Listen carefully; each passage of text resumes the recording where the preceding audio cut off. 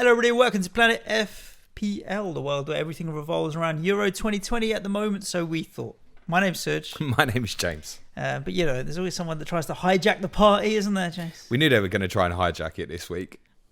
I'm referring obviously to official FPL launching prices yesterday, and quite a few prices dropping whilst the Euros were going on. I don't think anybody expected it yesterday of all days on a Sunday, but that's what happened. But as we go, Euros ticking along, trundling along. We've obviously got quite a few games to talk about, including the England game as well. Can we talk about Euros? It's far more interesting. Yeah. If anyone's thinking they're going to get any FPL related content, you will at the end a little bit. But mainly we're here to talk about the Euros. Then we're all hitting autocomplete. Indeed. And there's an envelope in the desk in front of me. So whilst we start talking about the games, I'm going to open it. James said there's a present in here for me. So I'm quite excited at what's in there. You're the money man, isn't it? So it's a present for you. Oh, nice. Fair play. Is this because my son guaranteed you a pay rise yesterday? Yeah. I thought I should bring it in today. Oh, dear. So do you know what? We had it on YouTube in the pub. I went for pub lunch with the kids. And I was like, I'm going to ring in James on this Q&A. Aaron, you got any questions for him? He goes, I'm going to ask him, how does he feel when he's doing the podcast? I go, oh, go on then.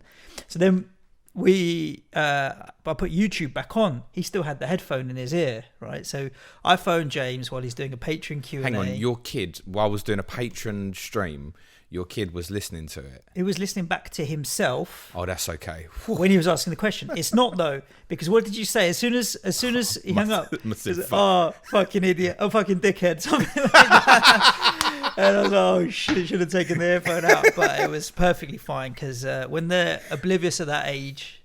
I was obviously referring to you and not your son. Of course. That's perfectly acceptable. But yeah, fun and games yesterday. So happy Father's Day to all those that were, I say, celebrating or commemorating the day, however you were. Euros. Do you know who became a father yesterday? Usain Bolt. I don't know if it was yesterday or the day before. Yes. Okay. And this is a fun fact for this morning. Guess what he called one of his twins? He has twins. Considering his surname is Bolt.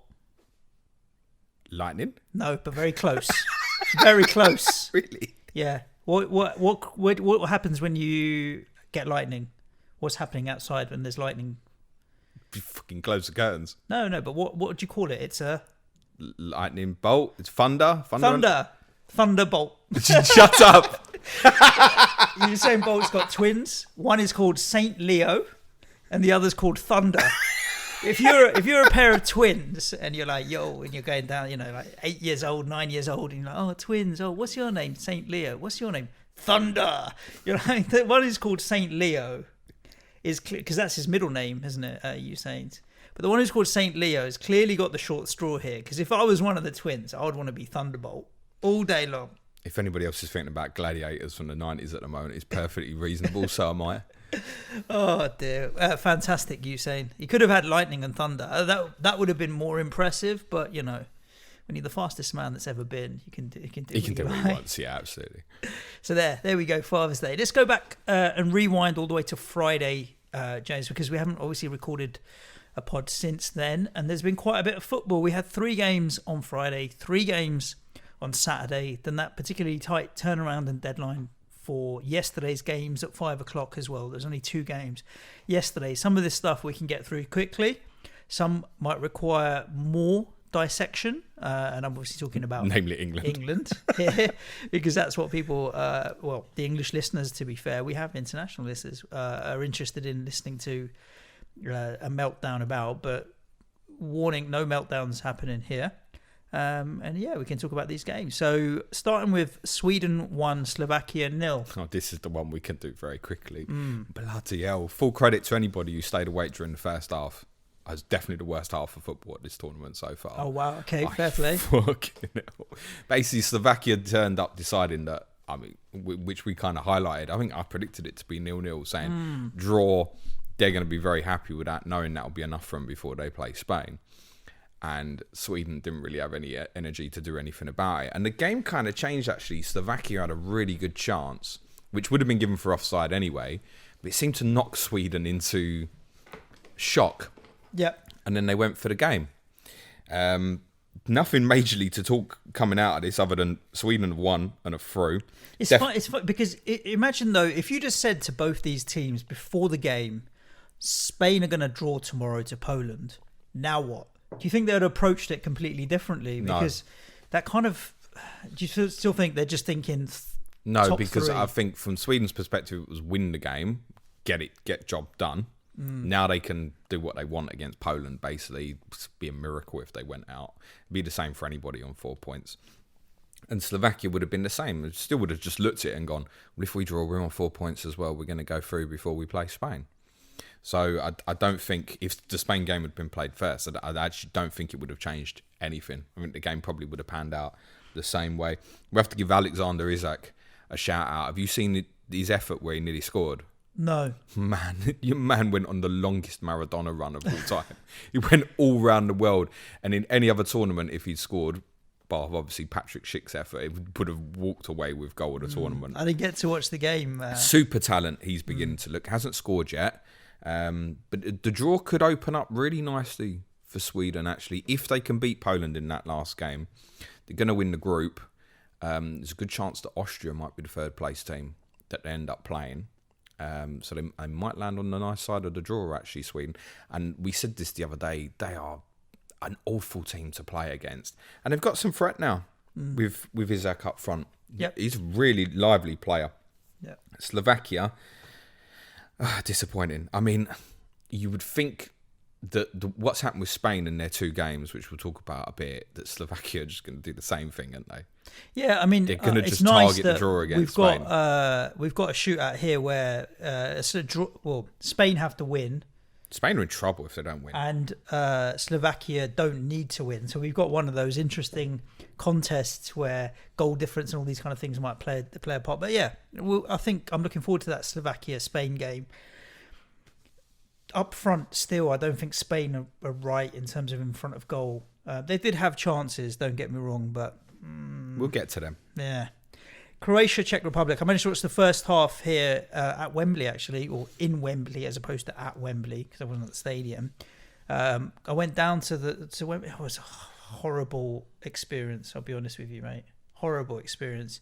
Like, Friday in London was one of those days that was just, everything was Armageddon. You just had to take a step back because it was pissing down with rain when we recorded. It was just a mess everywhere. And then the traffic was crazy. Around the corner from where our offices are, unfortunately, and this is sad, like Thursday night, someone had gotten stabbed. And this is not a common occurrence. But because of that, there was road closures galore. So it's one of those where everything's gridlocked. Traffic everywhere, pissing down with rain. London's a crap day. I got down to Wembley and it was quite rowdy. I didn't see Basically, Scottish you were fans. like, where's the English? No, it was all English where I was. Oh, really? Yeah, all English. But it was just rowdy. Like it wasn't like going to a club game at all, of course. It's not going to be, but I just felt, it's not an environment I want to sit and have a drink and watch a game, to be honest with you. Probably not helped by the fact that it was wet, miserable, and all the rest of that kind of stuff. But I watched the first half there of Croatia, Czech Republic. I mean, again, if we're talking about Spain are in trouble, Croatia are in trouble now. Very much so. Very much so. Not convinced that they'll beat Scotland. Me neither. Tomorrow night. On Scotland, if they put in the same work rate and energy against England, it might be enough. Then I think they will be able to beat Croatia. Might be enough. They got it. Yeah. Perisic, my boy, got He them out did. of trouble, didn't he? Take the credit. I mean, bizarrely that they started with him on the right-hand side in the first half. You called it. Not his position. You called it. All right, Robbie Savage.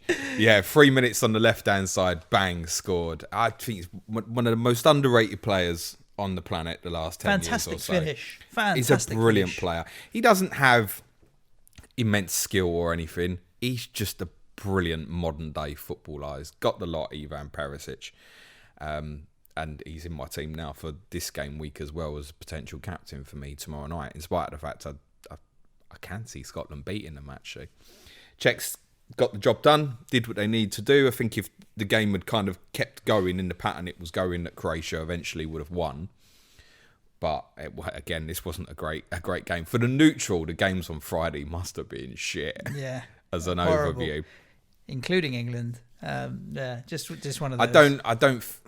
We just move on to England. I think England will beat Czech Republic tomorrow night. Agreed. The same thing. The Czechs are through. I think England are going to change quite a bit of the team. I think Maguire will play. I think Henderson will play. I think there's every chance Grealish and Sancho will play. I think those are the 4 players I really want to see come into the team tomorrow night. Maguire and Henderson for fitness purposes. There's an opportunity now. And the one thing to reflect from the Scotland game on Friday night, which nobody just wants to kind of just say out loud, is we're through. Yeah, 100%.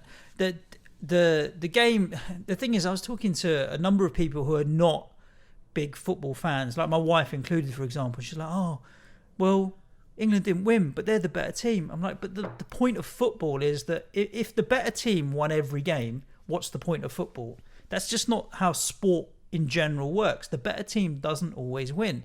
If it did, we wouldn't enjoy the game so much. So, don't get too worked up about it. Secondly, we knew Scotland would come in and put in a massive monumental effort, and their work rate was faultless, and they really did give England a good game.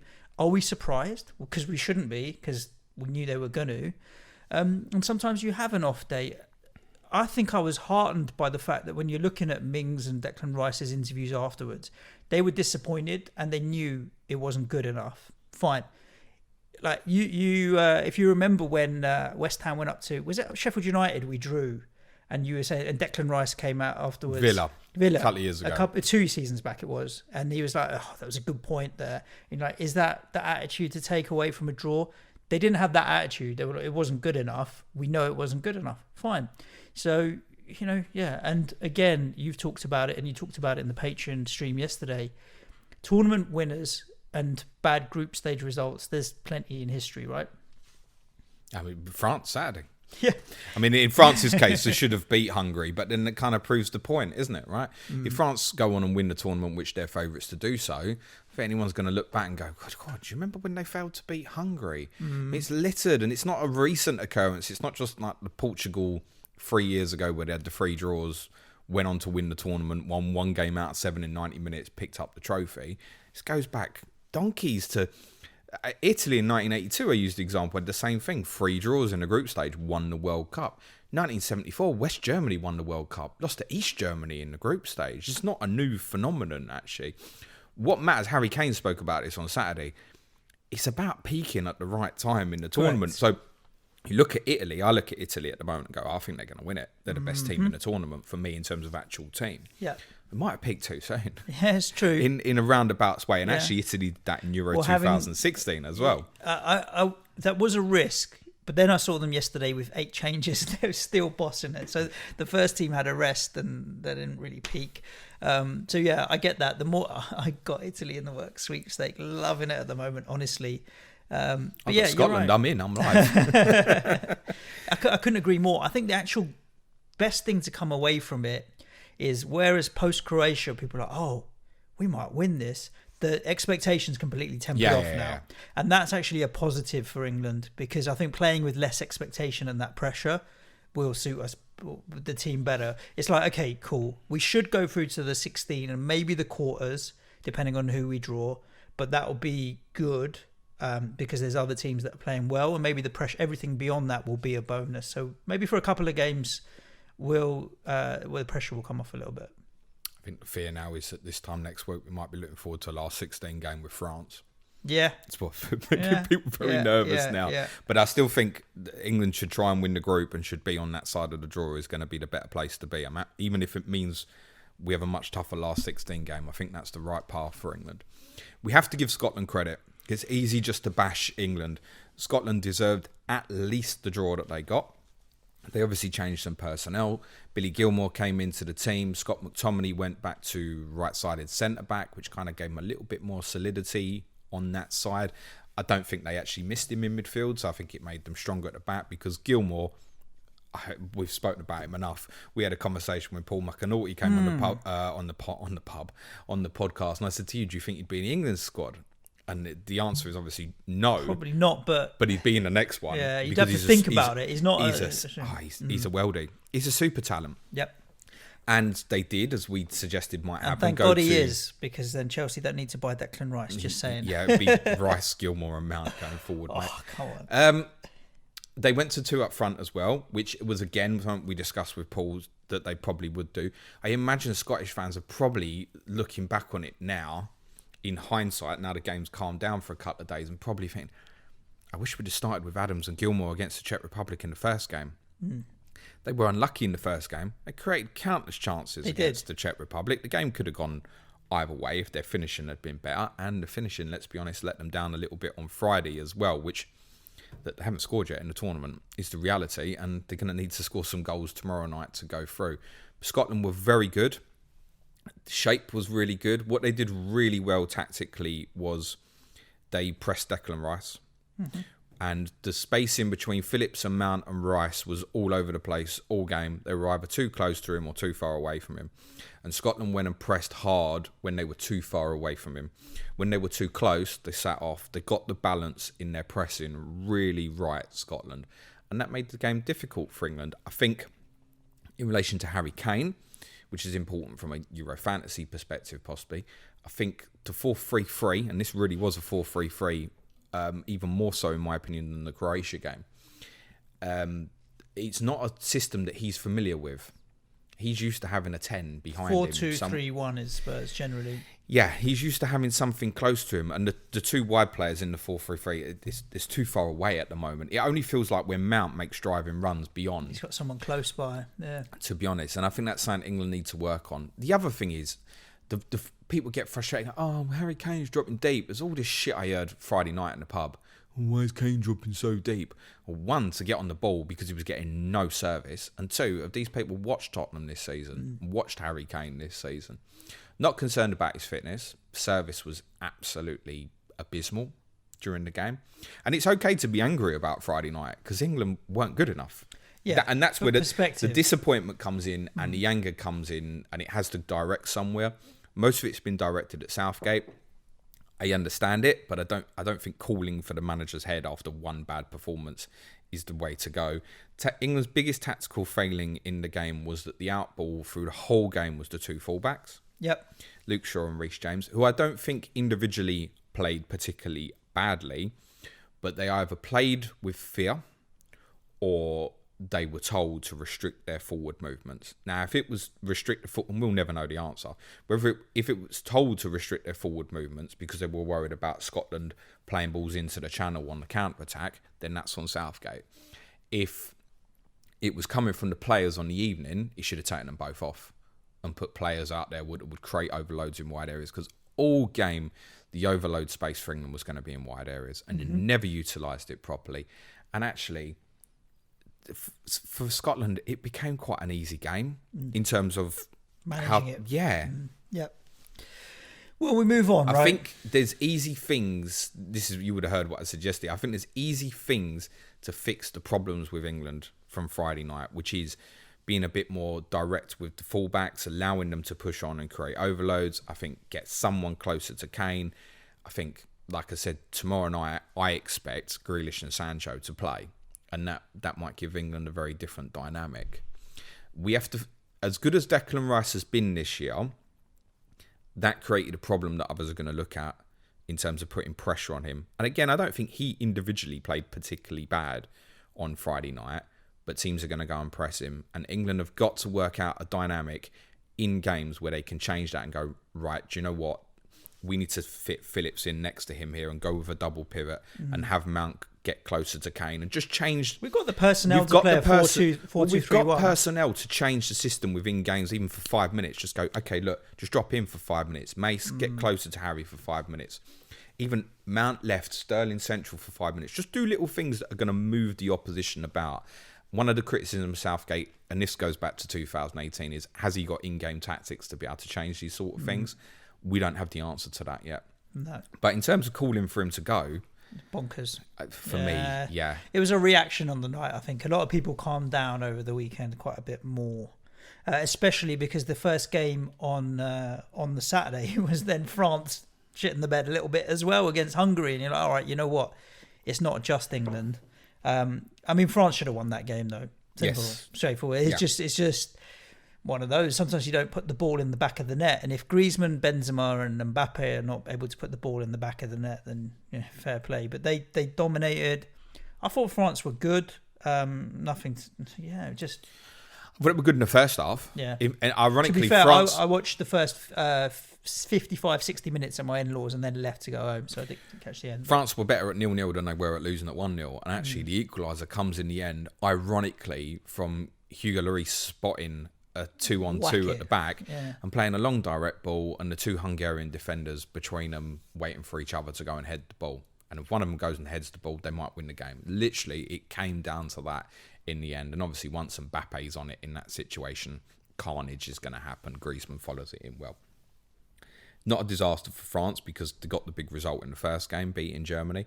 I do think there's every chance that, because I think Germany will beat Hungary, there's obviously every chance that France won't beat Portugal, and in which case France could actually end up finishing second or third in this group. Yeah. I don't think they'll lose to Portugal, but I wouldn't be surprised if it ended in a draw. Mm-hmm. We said pre-tournament we wouldn't be surprised if France, Portugal, Germany all beat each other. Yeah. We said that was a possibility. They can't all obviously finish on the same points now because France have slipped up against Hungary. But we thought 6 points each wasn't impossible. I wouldn't be overly surprised if Portugal beat them. I also don't think, from France's perspective, probably really not bothered who they play in the knockout stage. If Germany draw against Hungary and France and Portugal draw, is that not 4 points each? In which case France would win the group on head-to-head versus Germany. But we don't see that happening necessarily. I'd be surprised if Germany didn't beat Hungary and in Munich. I'd be very surprised. I know Hungary will obviously take a sizable crowd out there, definitely, as of Portugal and France to Munich, to be fair. I definitely think Germany will beat Hungary. I'm not convinced France will beat Portugal. I just think from the two of them, they don't need to. No. And Portugal, they're in a jeopardy stage now, aren't they? Really? Yeah. Whereas, yes, Germany have that jeopardy as well, but I don't think they'll lose to Hungary. Mind you, none of us thought they'd lose to South Korea 3 years ago in their final group game. And they're in the same position as that. Portugal, I think, will be going into the game thinking draw, get through. Hungary should take some credit or some heart, let's say, from the fact that they held Portugal for 80 minutes. Held, really, but they did for 80 minutes, and they've managed to get a draw against France. So last game in the tournament, possibly maybe for them, maybe they will go for it. There was a moment in this Portugal to Germany 4 game, when Portugal 1-0 up, where I was thinking, are Germany about to go out here? I don't know why I thought that. I don't know why I bothered, because then they just gave me a slap in the face straight after. Portugal gave themselves a slap in the face a little bit with some of the defending, but in the end, Germany were comfortable. Portugal did rally towards the end of the second half a bit, but you'd expect that. But just finally on Hungary, I think if they'd have been in a different group, they might have caused some teams some trouble. Actually, really liked. They've got Jalai and Salai up front. Jalai went off injured in the first half. Salai worked his absolute socks off up front. Talented player. If England play Portugal and Portugal play like that, England will definitely play 3 at the back and we'll probably beat them. Germany scored the same goal 4 times over. It's crazy. It's reality. Crazy. Just create overloads in the wide areas, quick switches of play. Whack it in the box. And this was the difference as well, to say, compare Germany's front 3 to England's. When England did get high, and there was a few times people going to, particularly to Reece James, cross it in. You're looking, going, Kane against 3 here. Yeah, you need the person on the other side is to be coming in. Germany were getting it high, and then when 3v3s in the box and stuff. This was always my concern with Portugal was, yes, that front 4 is obviously great, but defensively, do you want Jota, Bernardo Silva, Bruno Fernandes sitting deep behind the ball? Not convinced. I think Carvalho and Pereira in midfield are both likeable, strong, dominant players. They're both quite similar. They both want to do the same thing on the ball. Just take your time, nice, short, easy passing. They're both protectors. But actually, in terms of moving side to cover the wide areas, neither of them are comfortable getting pulled out of position. And Goossens and Kimmich give Portugal no end of trouble, which is really interesting because in the build-up when the lineups came up, all the German press, the main journalists out there, can't believe it's back three again, yada, yada, yada. And it's the system that beat Portugal. Yep. Was that. So, I mean, a lot of teams would surely be looking against Portugal now and thinking, yeah, let's play a back three and get the wing backs high and stuff.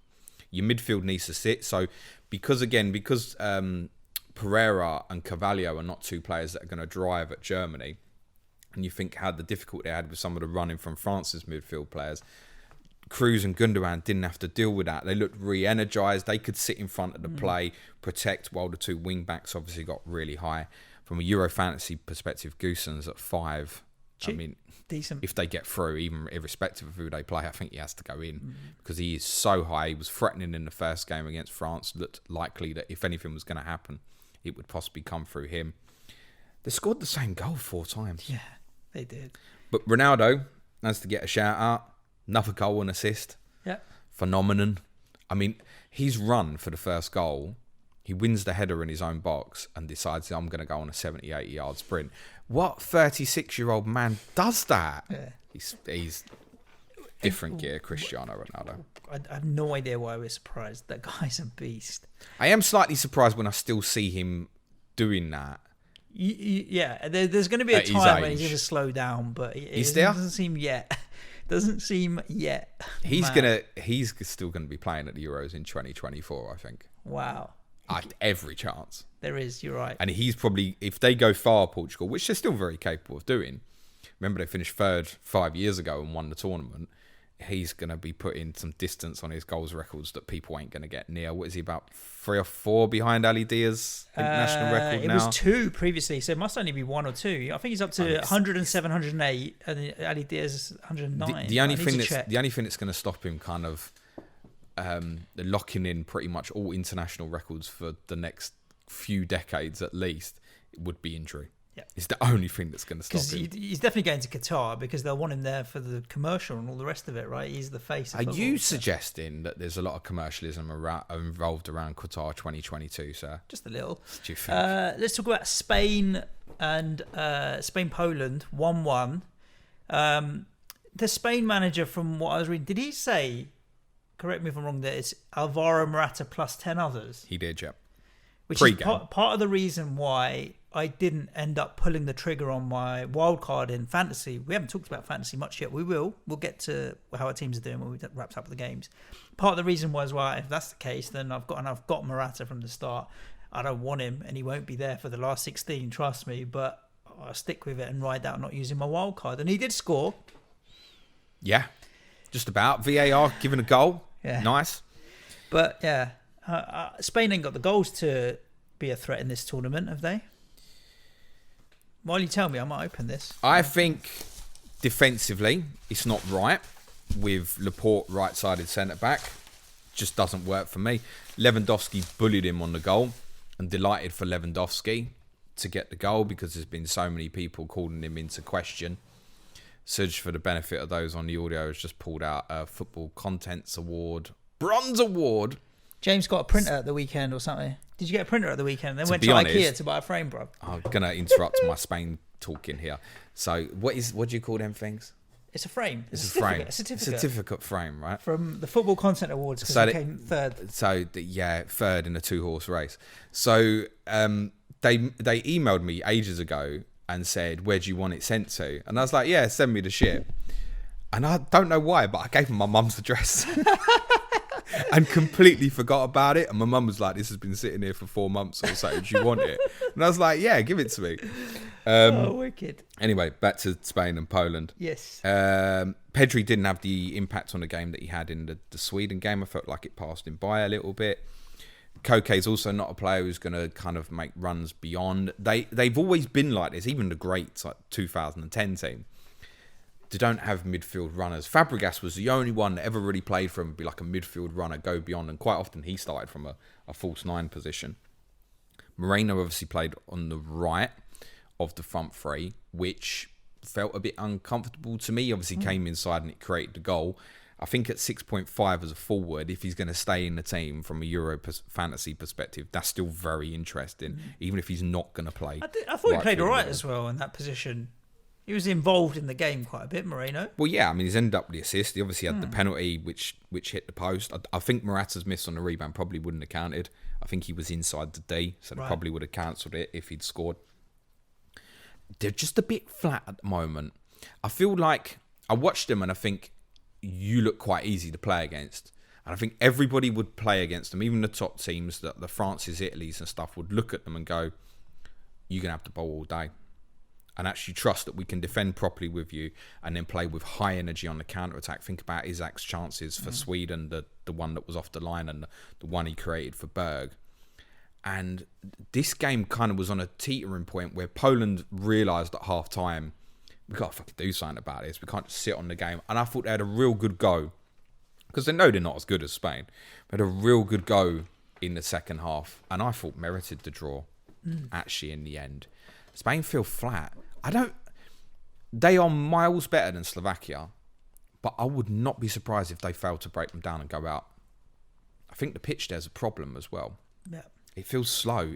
Didn't feel as slow as the Sweden game, but it felt slow again. Well, I enjoyed this. I enjoyed all after Friday. It was nice to have 3 really good games on Saturday. I think they're missing something, Spain. Well, you got to give Spain a bit of leeway because their preparations were completely screwed up with the COVID situation. They're missing a number of players. It does feel like maybe they haven't quite had the build-up that they would have wanted. But regardless, I think Spain's biggest problem is scoring goals. I just don't think they'll score enough goals to beat some of the better teams in the tournament. Simple as that.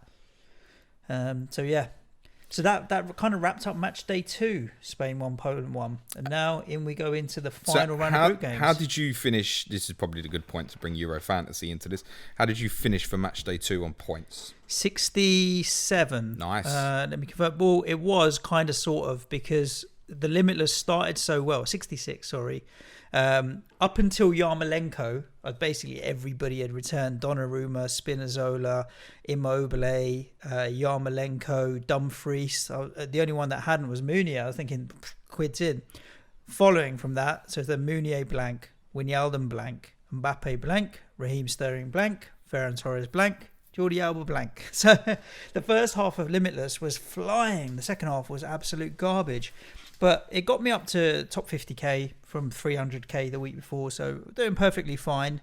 And then I looked at my kind of team and decided that I didn't want to pull the wild card. I just thought, you know what? I think that everyone's going to get potentially screwed a little bit on rotation. De Boer had said that he was only going to make 2 changes. Depay and De Jong are the Dutchman that I've got in my team. Probably the 2 get left out. Yeah, if it is, it is. Then I looked at Stones, I think will play. Thomas Souček, I think will play. Kevin De Bruyne, I knew was going to play, and I brought him in for Christian Eriksen. I think Bednarek will play. Morata is obviously the first name on the team sheet because Luis Enrique fucking has a shot before he does his team sheet. So I thought, you know what, I've got enough players here that means I'll be all right. So I ended up subbing out Christian Eriksen for Kevin De Bruyne. Originally was going to give him the armband, but if I see Memphis Depay in the starting lineup, which we will, then Depay is going to get the armband. And I brought in Toloi because I knew he was going to play because the teams had been announced. I thought, well, it's a safe, simple option. I've got 4.5 to spend. Italian defender, keep it simple. Armbanded him, so I'm sitting on 12 points from him at the moment. Donnarumma clean sheet. So I just think, I'll be able to get 9 or 10 out comfortably, including a captaincy on Depay later on today, should I choose to move the armband on from Toloi, which I probably will. Probably makes sense to. It's just 1 goal, isn't it? It's North Macedonia. Oh, yeah, don't stick on the 6. Yeah, so fuck it. Again, it's short format game. Take the gamble. I've got no regrets on the fact that I ended up blanking captaincy because I had Depay on Thursday evening. Moved it. It's 6 point. Had he scored that chance that Weghorst put on a plate for him, I would have definitely stuck on 9 at that stage, day 2 of 4. But then with Kane and Mbappe to go, I had to move. Mm-hmm. So 6 points on day 1. Yeah, it's time to move. And I'm banking on there being at least a couple of shocks in the last 16. If there's at least 2 big teams that get knocked out in the last 16, then having my wild card between the last 16 and the quarters could prove to be quite useful. Because there's 3 transfers you get between the last 16 and the quarters, and then 5 and 5, right? So I'm banking on a couple of big teams hopefully going out, and probably everybody that pulled the wild card this week is still going to get screwed by a little bit of rotation here and there, no doubt. Yep. So I finished on 64 points with my limitless, just short of yourself. What did you get match day 1? 50. Yeah, I had 73 match day 1. As I said, Mbappe, Depay, Kane was obviously really disappointing up front from those 3 in the end. Perisic 7 points, Yarmolenko 10, Spinazzola 6, Pickford 6, Dumfries 14. Reasonable 64 points or so. I didn't land as nicely as you did for match day 3. I would have had loads more problems. So to go back to De Boer and saying he's only going to make the 2 changes, I think those changes will be De Ruyne. He's on a yellow card, so I think he'll get a rest, and I think Marlon will come in for Weghorst, and I've gambled on that and gone for Marlon. So I'm looking at that with Windal and Weghorst going, right, I'm short of them. Eriksen obviously out, unfortunately. The 2 Italian players, Insigne and Berardi, not in the Italian team. Lukaku, I think, probably plays for Belgium, but a little bit iffy. Fernandes against France. Alaba, who's obviously a midfielder in the game, but playing defensively at the moment. Goalkeeper's not good. Hradicki and Bachmann. Denier at the back. Don't know if he's going to play or not for Belgium. I was looking at it and going, I've got no captain for the Tuesday night as well, which I was asked this yesterday. Is it essential? I don't think it is, but I think for those on a wild card, you should have left yourself with one option, even if it was like Che Adams or something. Give yourself something. I mean, I've for got captaincy. Stones and Mount, but my backup, who may not play, but Stones will play. Mount's the one that may not play, but then my worst case is Thomas Souček. Like, he's guaranteed to play. I think Souček. You'll I don't get think to he'll see get all the dropped. teams Exactly, from them anyway. Exactly. So yeah. I think you should have had one option there. So for me, I was looking at it and going, I could easily actually be in a position here where I've only got 3 or 4 starters. Yeah. As a possibility. So I thought I had to take advantage of the information that was available. So I went on Wildcard, which is essentially is a free hit, isn't it? I went Belotti and Toloi yesterday. I captained Belotti, of course. Not that it would have mattered. I'd have been moving on anyway. I went Ukrainian keeper Bushkan in goal with Simon as backup. Defensively, I've gone Vermaelen, Mahele, Dumfries, Toloi and Goossens. Midfield, Perisic, Wijnaldum, De Bruyne, Gnabry, Havertz. Up front, Belotti. Moreno, I think, is a bit of a gamble. And Marlon is a little bit of a gamble. But I felt for this week, particularly, it was important to get some powerful midfielders in there. And I wanted Perisic as the potential captain for the game on Tuesday night. Even though, as I said, I would not be surprised if Scotland beat them. But I think if it goes the other way, Perisic will be the man for Croatia. He so often is the goal-scoring man for them. So that's the way I've gone. I think the way, and I looked at Saturday night in terms of how the draw, different ways the draw may end up. And I still think there's enough with the likes of Italy, France, and a couple of others are going to have really good fixtures that I would strongly fancy them to get through the last 16. Remember, you don't have to land at the quarterfinal. If you've got free transfers, you don't have to land with 15 or even 12 players that get through. You can land with 8 get through, and you give yourself free transfers to get you to 11, and you just accept you've got no subs bench. So I think to be in a position where I'm likely to lose half my team from last 16's quarterfinals is unlikely.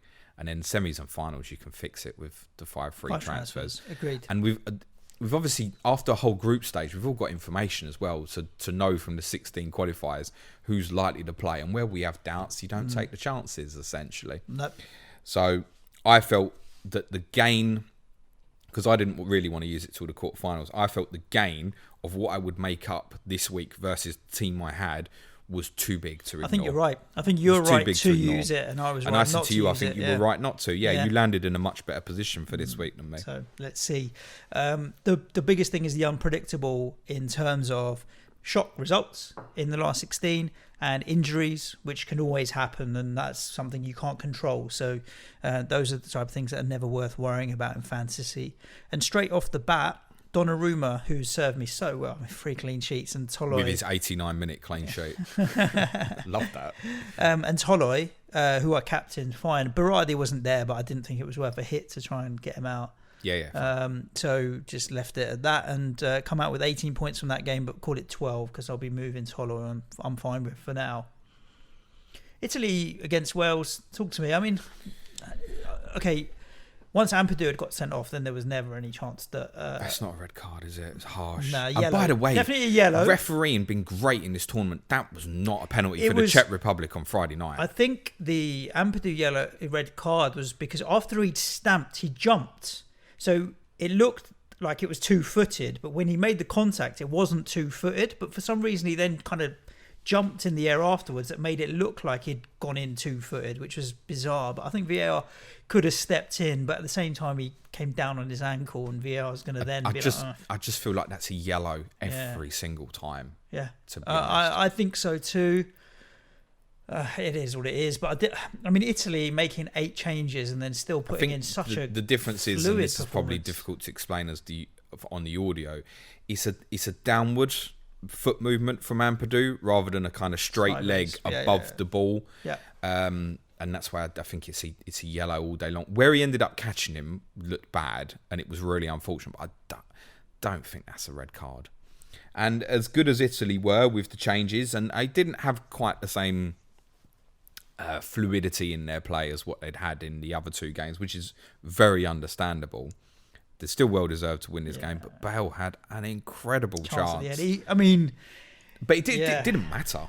It didn't. In the scheme of things, it made literally zero difference to either team.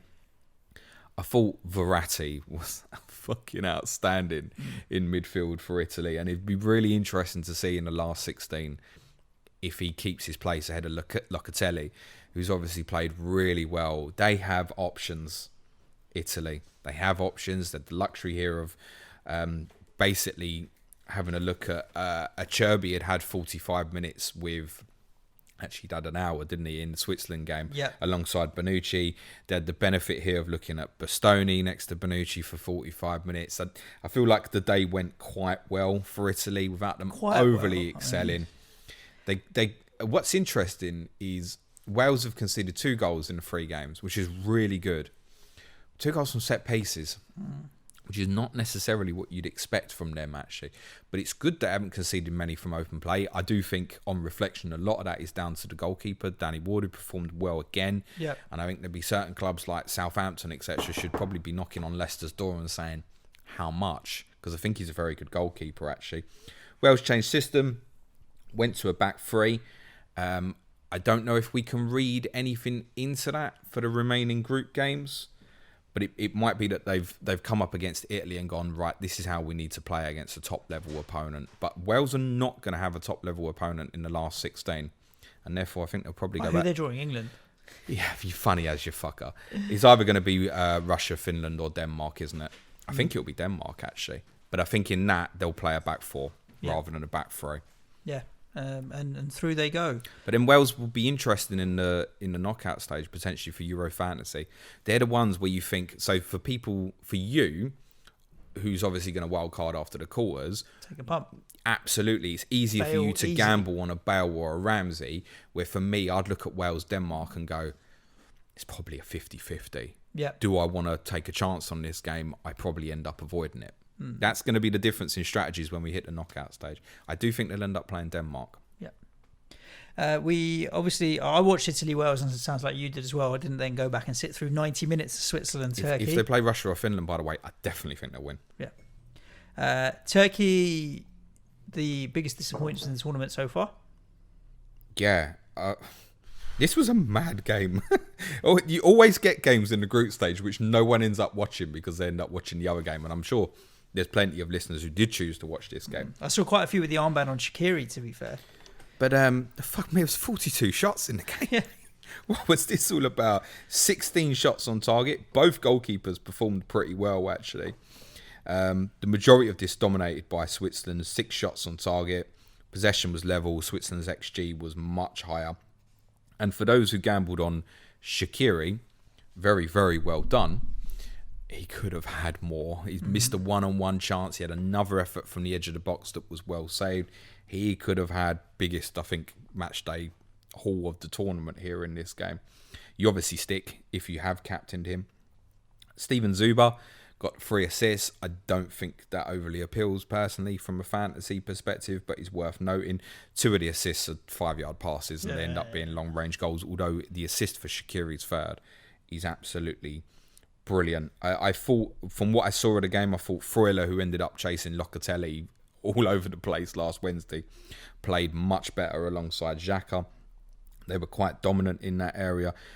I suggested on that stream yesterday that I thought it could end up opening up, and there might be a case where Switzerland could end up winning by 3 or 4 if Turkey's heads went and Switzerland realised goal difference was important. Xhaka hit the post from a free kick as well at 3-1. I think they could have won by more, actually. Who might Switzerland get in the next round then?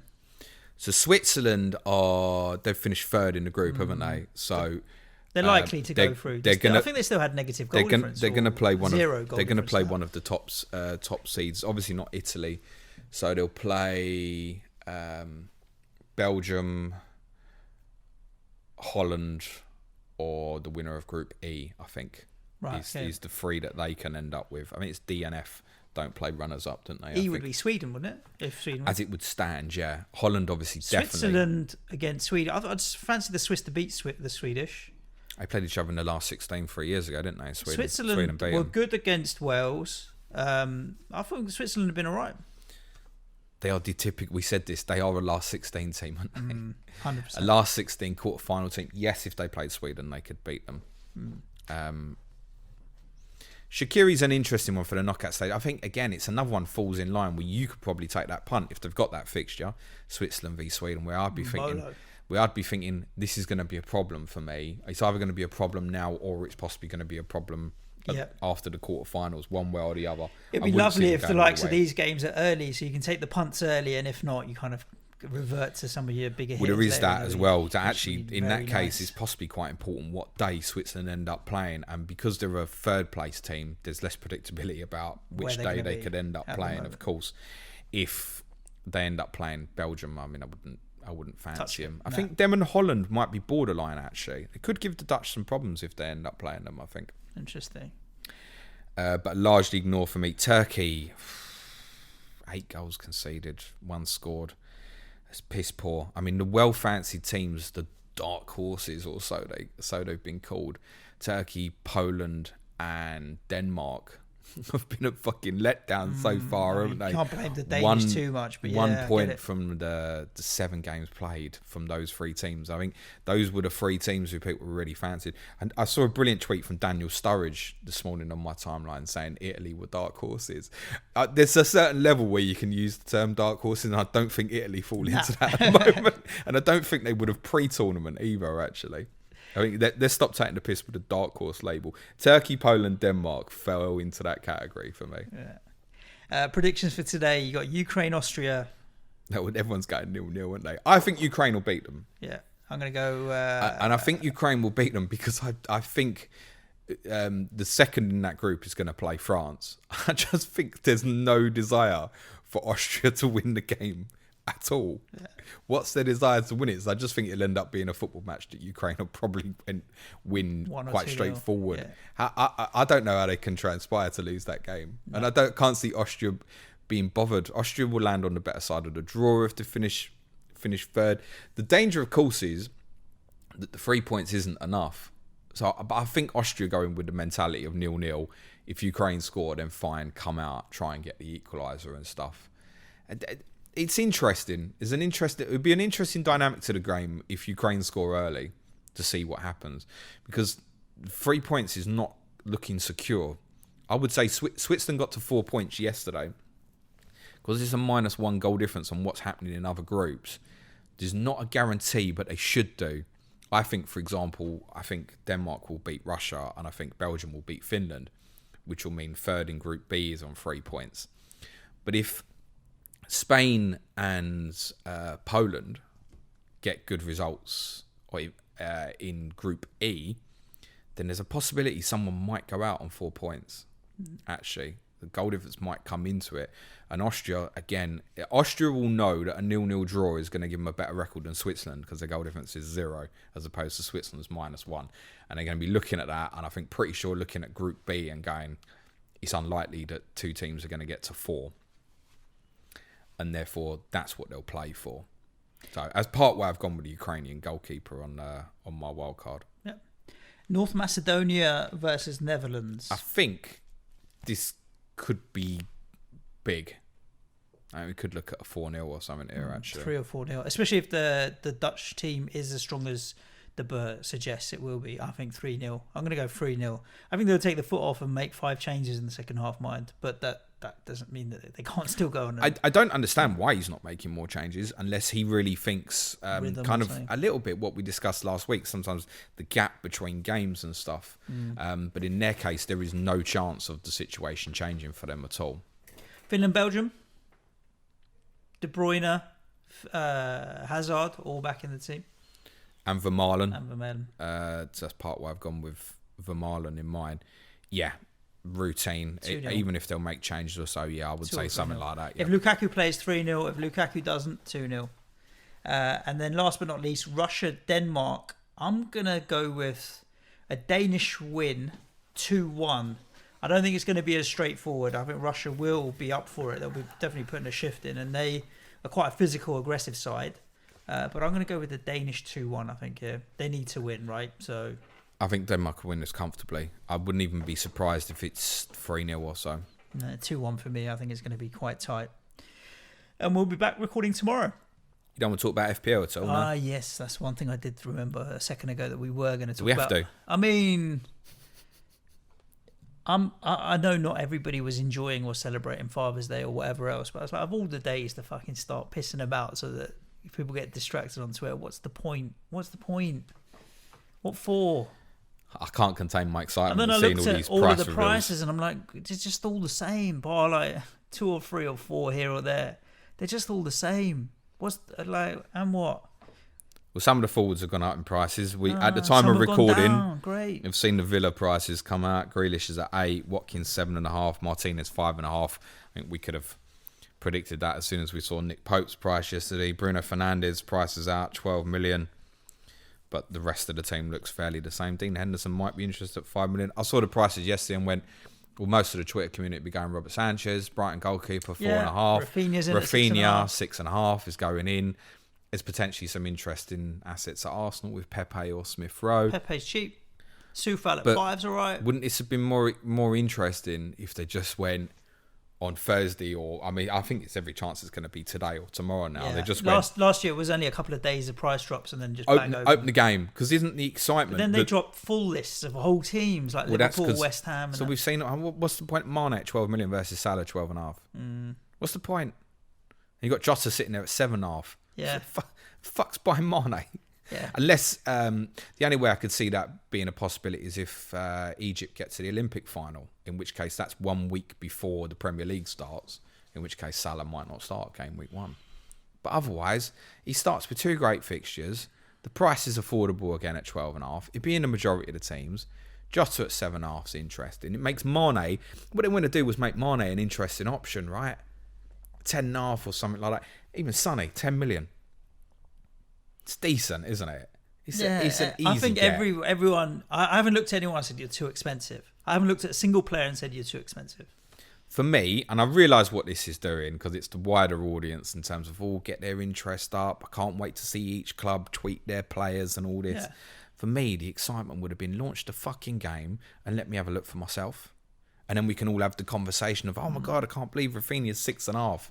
Do you know what I'd learn out have your own preferred? way. And I don't know. Actually, I don't know. It's a debate. Would you rather they drip feed a few players and you got decisions to make, or they open up the game but held back 20 or 30 players and then drip fed them afterwards into the game? Well, they are going to hold players back, aren't they? Yes, I would rather they release the majority and then there's a handful that we don't know, because then I'm like, okay, you've released the game, but I don't know what Kane is. So I might want Kane, which means I might have to sacrifice Salah. I'd rather they held back 15 or 20 players or 30 players or whatever, and then drip fed them in the week after they open the game out to build up the hype. But again, I'm not a hype beast or whatever. I'm just whatever. I get excited by it or not. And plenty of people do, and I don't actually think they did a bad job from building up the hype and the chatter. They achieved their objective. Oh, they would have done what they wanted. They're not bothered about the negative comments online. Yeah. They're Forget happy about it. But for me, it didn't get me excited at all. No, because now it's like, well, the game's going to open and I already know 70% of the prices. In fact, I know 90% of the prices because they're the fucking same as last year. Exactly. That's the thing, is Control C, Control V, mate. So it doesn't look like a huge amount of thought's gone into it, personally. And I'm sure somewhere behind the scenes it probably has, but it doesn't feel like it. It just feels very samey and stuff. So, yeah, my enthusiasm for it's. I'm just thinking about the Euros and stuff. I got no real. I feel like if the game drops, we said when the game drops, we'll start season 5. I'm not sure if I'm motivated to do it. No, it's too early. Might just come back to it, mate. Yeah. I think I'm in agreement. We'll look at it in a little while. And there we go. I think that was it. Like season 5 on Thursday. We've got no football Thursday. Are you going captain tonight? Are you waiting on the Dutch team? If Depay's playing, Depay, and if not, Kevin De Bruyne. I think I'm going to go Kevin De Bruyne either way. I think for myself. We don't own Depay, little temptation maybe to go Dumfries if he's in that team, because I think the clean sheet's there for them tonight, and with the attacking return that would do if it comes. And he gets so fucking advanced, doesn't he? Depay for me. I think, what was it on match day 1? He had the most penalty touches of any player, I think, and that didn't particularly slow down in match day 2 either. So I might decide Dumfries once I've seen the Holland team, but I think I'm going to go KDB. There we go. Thank you for tuning into this episode. Hope you have enjoyed it after the weekend. If you need more FPL content and fantasy content and football content, then you can go to patreon.com/Planet FPL. You'll find more information there. We've got 400 there are now, patrons mate. now. Lovely jubbly. Thank you, patrons, for supporting us if you are one of those. Other than that, though, of course, do stay safe. Keep washing your hands and all that jazz. Ciao for now. Thanks, everyone. Enjoy the football today. Cue music, please, man child.